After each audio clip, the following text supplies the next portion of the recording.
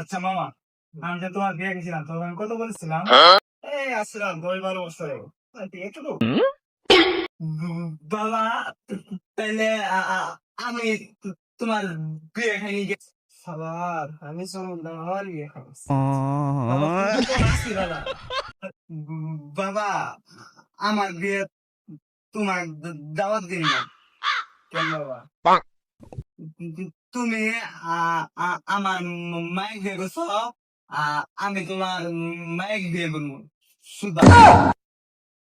বাবা এগুলো পাগলামি করি না বুঝছো? আমার মা তো তোমার দাদি বল, তুমি এগুলো করবা না বাবা, এগুলো পাগলামি করি না বাবা।